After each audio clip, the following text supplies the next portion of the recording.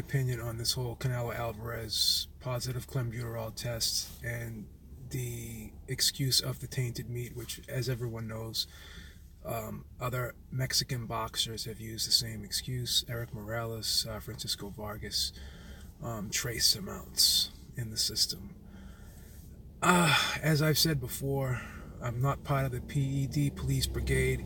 I really don't care who's using what, but the thing is, what I look for is credibility, and I look for sanctioning bodies. I look for, entities such as WADA and VADA to be credible and be consistent in their rules and how they enforce their rules, which, as we've seen, they have not been consistent. They have been all over the board. Certain excuses are accepted from certain athletes and others are not accepted from other athletes.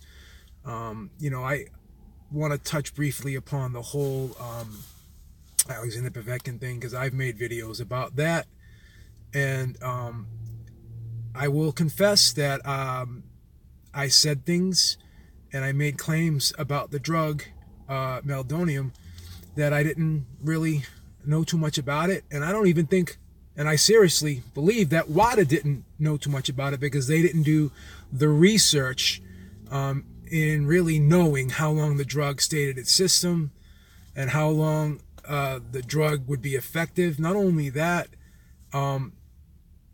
they didn't know what the drug actually did in terms of enhancing an athlete's performance. It was supposedly a heart medication, but did it have a stimulatory effect on the athlete's system or not? So I know that whole situation was, marred with controversy. And, I made statements, and WBC backtracked on that, and they did reinstate Alexander Povetkin for having just minimal amounts in there and really not knowing when he took the drug. They couldn't pinpoint it, and not knowing at all how long that drug stayed in the system. So WADA put that on the banned substance list without knowing much about it, and that in itself, I think, is a strike against them in terms of credibility. Another strike, I think, goes to the WBC, because, trace amounts. What is trace amounts? Obviously, it's a minimal amount, but at what point do you say what's too little and what's too much? Because I do know a lot about the drug Clenbuterol. I will confess that, in my earlier years, I have taken it, and I know what it does. It's very similar to the substance ephedra, which was banned. It used to be in a lot of weight loss supplements, I should say. And both of those drugs are bronchodilators. What they do is they open up the bronchial tubes, which are the tubes that are the air pathways to the lungs, and in turn allow more oxygen to go to the lungs, which obviously enhances stamina and enhances performance in an athlete, because he can train harder, he could perform harder at a higher level. Both of these drugs were created for people who had asthma, and people who have asthma obviously have that issue with their bronchial tubes being really constricted. And what happens is the drugs will heat up the system, and what does heat do? It expands, and in turn it helps expand the bronchial tubes. But this drug has been used for a lot of other things, and bodybuilders use it for weight loss, they use it for cutting.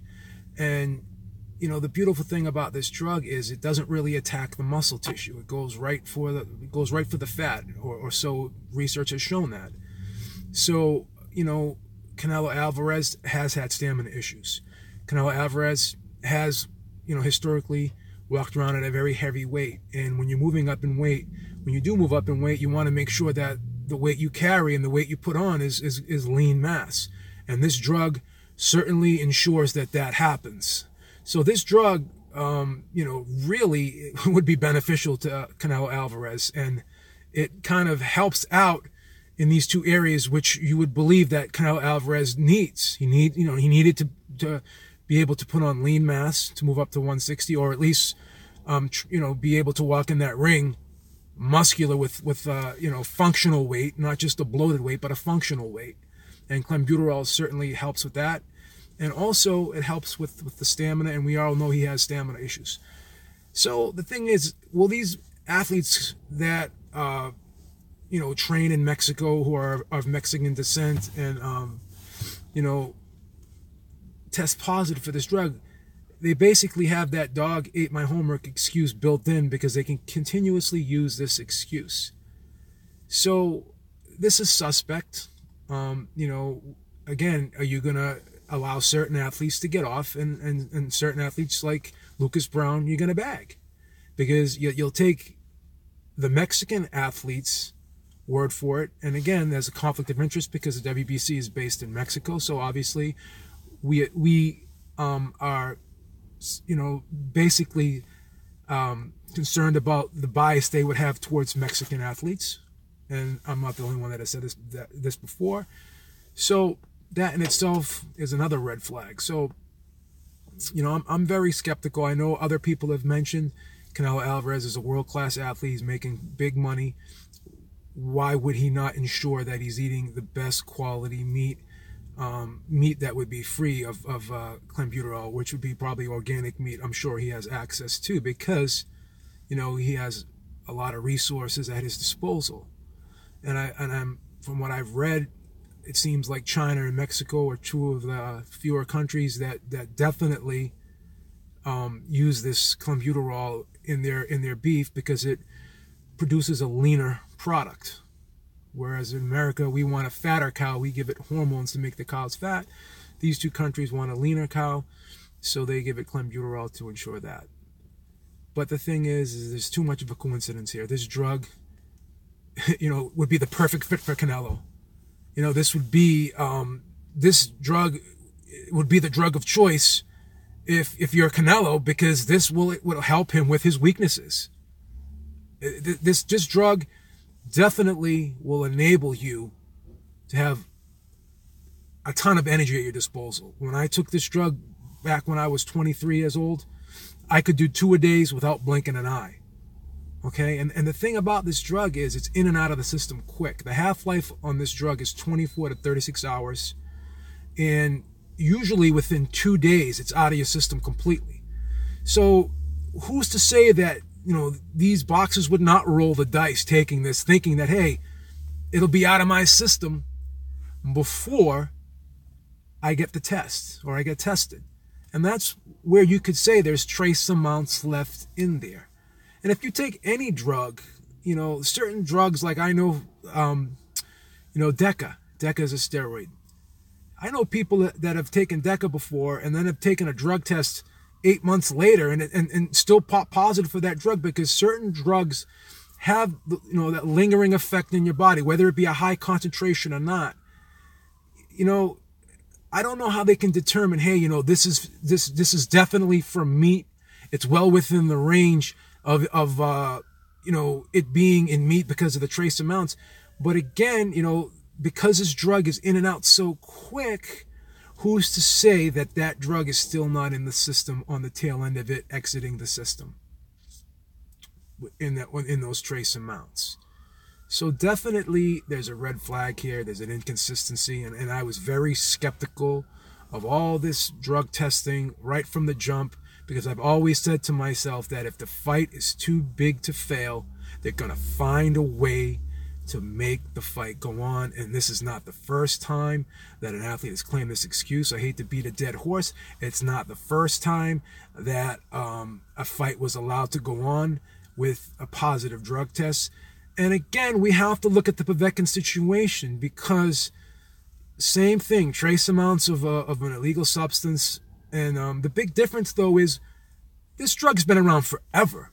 There's been extensive, you know, research done on this drug. A lot of athletes in all types of sports have used this drug, not just bodybuilding, but performance sports too, because of the stimulatory effect it has on the body. I mean, this is like, this is almost like being on amphetamines to some degree. Some people take this drug and they get the shakes because it fucking hypes them up so much. You know what I mean? And me, I've always had asthma problems. I've always, you know, had allergies and stuff, and I'm pretty much allergic to any type of pollen. So something like this, when I took it way back when, I was like, this was like friggin' the holy grail for me, because it basically helped me out because of my asthma and because of my allergies. And I still have, allergies now, but I use other types of things to help me with that. Other herbs like green tea, caffeine in small amounts helps me out, opens up my bronchial tubes, because these are vasodilators. And these types of substances are hugely beneficial to a boxer who, partakes in a lot of anaerobic activity. It's not just, strength type exercises boxers do. The boxers have to, perform at a high level for a sustained period of time. And this drug along with EPO would be two of the best things a boxer could take. These two drugs would be probably the most highly beneficial thing a boxer could take, along with probably HGH, because it would help with the recovery. So those three things together would be the cocktail of choice for a boxer. And it would be totally, totally beneficial. So Canelo Alvarez has put on a lot of mass. But usually when a fighter puts on that much weight, or, we've seen him in his walk around weight look a little bit thick and full, but never as defined as he is. He's really ripped. And, this drug ensures that. It really heats up the body. It gets your body to be 1 degree higher than it normally would be. And it just attacks the fatty tissue, opens up those bronchial tubes. This drug, is I'm telling you. And I will say this, Canelo Alvarez has pretty much trained his whole life in Mexico. And I'm sure he's eaten a lot of beef in Mexico. So coincidentally, this is the one time that he tests positive. And he's seen that other athletes have used the same excuse and have tested positive and gotten off with that excuse. So could it be that maybe he's looking at that situation or those situations and saying, hey, maybe I can do the same thing and get away with it? Because let's be honest. I'm going to tell you the truth. I think Canelo Alvarez fought the fight of his life in that first fight. I think he did everything he could do, and I think he still lost the fight. Fighting almost a perfect fight, I still think he lost the fight. I still had him losing the fight to Golovkin. And I don't think that Golovkin really was at his best. I really believe he got caught up in the moment. I think this was his first big test, and I think he was a little bit hesitant. I think he was a little bit starstruck, as I said before on the Ringside Reporter podcast.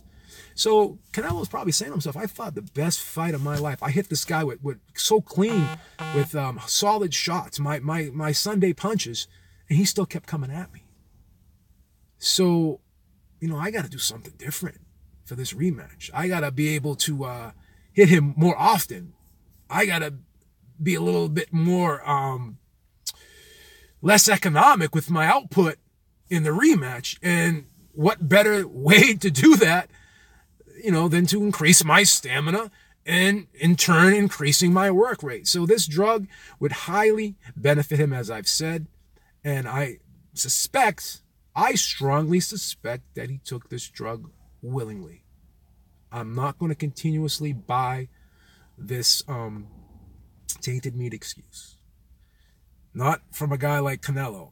It's a different story for someone like Francisco Vargas saying it, because he's not making $3 to $5 million a fight.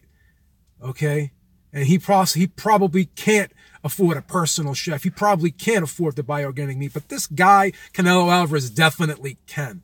So the same people that were jumping all over Alexander Povetkin, they gotta jump on Canelo Alvarez if they want to be consistent, if they want to be fair. And I'm in that same boat. I'm not the police, but my whole thing is credibility. Credibility. You can't stand behind something, okay, and say you're going to do something and say you're going to enforce a set of rules and then backtrack for certain athletes, especially when you're the WBC based in Mexico and every Mexican athlete pretty much that pops for this drug, they get a pass, but the other athletes don't. That is bias. There is no question in my mind that you cannot suspect bias here. You have to suspect bias here. And anyone that doesn't, then you can call me a Canelo hater, but then that means that you're a Canelo dick rider if you do not suspect any bias here.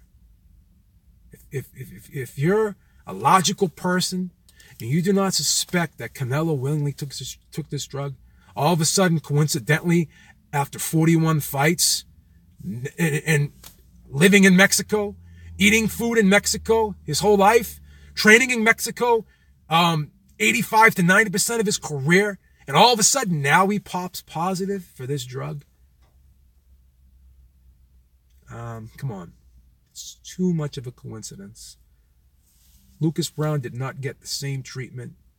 Alexander Povetkin did not get the same treatment. He was actually cleared, but after the fact, and he never got that rematch with Deontay Wilder. Never got that rematch with Deontay Wilder. He's back in the rankings. So they knew that they made a mistake there. And I blame that solely on WADA. Because again, you know, they're losing credibility here too, because they make rules, they change the rules, make them up, change them as it goes along. Same thing with that Meldonium. They had two specific cutoff dates that an athlete could take. At first it was January, and then I believe it was April. They were all over the place, you know, so they were confusing the fuck out of me. And I'm going to come out and have to backtrack on a lot of things I said about that situation, because I thought that Alexander Povetkin would definitely be suspended. He was not. He was reinstated. The Osterum thing, you know, that's a different story. But in terms of the Meldonium thing, WADA and the WBC totally botched that up. I think that was basically a PR stunt. And, you know, a lot of the press jumped all over it. And the same press is not jumping all over this. They're not. Everyone's already saying that, you know what? I believe him. Well, then why didn't you believe Povetkin? It's a double standard. It's a double standard. And I'm not defending Povetkin. You know what I'm saying? I just want the sport to be credible. I'm ashamed sometimes to say that I'm a fan of this sport because of things like this. And I have no moral, belief one way or the other about steroids. I don't care who takes what. But what I do care about is making rules and enforcing rules. That's what I care about. What I do care about is making rules and have everybody follow them, not just a few people, not just a select few. Okay, because that makes the sport look like a circus act joke. And it needs to stop. It needs to stop. So I'm sure we're going to talk about this tomorrow on the Ringside Reporter podcast. Leave your comments. I'm sure there's going to be tons of them in there. The Canelo fans are probably going to come to his aid, and they're going to sit there and say, oh, yeah, it was a mistake. Yeah, Canelo's eating at Taco Bell. Yeah, he's going to the local friggin' meat stand on the corner there and buying hot dogs. I'm sure when he's in camp, he's eating those types of things. Oh, shit. That was snow that just jumped on my car. That fucking scared the fuck out of me. A lot of snow here in Massachusetts. The fucking snow just fell off a tree. Oof. I thought it was a Canelo fan friggin' opening up the friggin' clip on me there. Shit, that scared the fucking piss out of me. But as I was saying, we're going to talk about this tomorrow on the Ringside Reporter podcast. Call in 323-870-3857. Give your opinion. Leave your comments in here. I know there's going to be a lot of people defending Canelo. And hopefully, people are going to be objective here and they're going to use some common sense. And it's okay to be skeptical, man. I mean, we don't know for sure, but it's okay to be skeptical and suspect certain things given the circumstantial evidence that we have here. Again, I'm going to say it one more time. A world-class athlete making multi-million dollars each time he fights.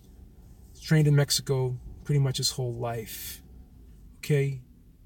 He's not going to eat low-quality beef that is injected with friggin' steroids or hormones. He's not. He's not. And all of a sudden, for this fight, he is. I just don't buy it, guys. I just don't buy it. And for people to just come to his aid and say, definitely, this was a mistake because of other athletes. Well, don't you think that maybe, don't you think that just maybe, a lot of these athletes are seeing other athletes use the same excuse and get off? Particularly, the Mexican boxers. They're all using the same excuse. So don't you think Canelo's going to look at that and say, why can't I give it a shot?